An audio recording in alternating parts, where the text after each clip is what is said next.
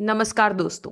आज की कहानी है खोया हुआ कमरा। यह कहानी एक सच्ची घटना पर आधारित है जिसे सुनने के बाद लोग कई दिनों तक सो नहीं पाए। वर्ष 1985 की बात है। जयपुर के एक बड़े सरकारी होटल में एक रहस्यमयी घटना घटी जिसके बारे में आज भी लोग बात करने से कतराते हैं। इस होटल में कमरा नंबर 302 बेहद मशहूर हो गया था, लेकिन गलत कारणों से। शेखर और उसकी पत्नी आरती जयपुर घूमने आए थे। उन्होंने होटल में 2 रात की बुकिंग करवाई और होटल में उन्हें कमरा नंबर 302 दिया गया। कमरा देखने में सामान्य था। एक बड़ी खिड़की, आरामदायक बिस्तर, हल्की सी झील की खुशबू। पहली रात को सब कुछ ठीक था।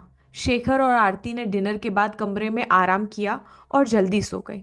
लेकिन दूसरी रात कुछ अजीब थी। करीब आधी रात को आरती की अचानक से नींद खुली। उसे कमरे में किसी के चलने की हल्की सी आवाज सुनाई दी। उसने शेखर को जगाने की कोशिश की, लेकिन वह गहरी नींद में था। आरती ने सोचा कि शायद यह उसकी कल्पना थी, लेकिन फिर उसे कमरे में अजीब सी ठंडक महसूस हुई। उसने कंबल खींचने के लिए हाथ बढ़ाया, लेकिन उसका हाथ अचानक से रुक गया। किसी ठंडी चीज ने उसका हाथ पकड़ लिया था। उसकी सांसें तेज हो गई, लेकिन जब उसने अपने चारों तरफ देखा तो उसे कोई दिखाई नहीं दिया। डर से कांपती हुई आरती ने तुरंत शेखर को झंझोड़ा और उठाया। शेखर उठा तो कमरे में कुछ भी असामान्य नहीं लगा। आरती ने उससे सब कुछ बताया, पर शेखर ने उसका मजाक उड़ाकर उसे कहा, सो जाओ, ये तुम्हारा भ्रम है। लेकिन थोड़ी देर बाद शेखर के साथ भी वही हुआ। उसे भी किसी की चलने की आवाज आई। इस बार दोनों को लगा कि कुछ गड़बड़ है। उन्होंने तुरंत ही कमरे की बत्तियां जलाई और देखा। उन्हें एक अजीब सी चीज नजर आई। एक दीवार के कोने में अजीब से निशान थे।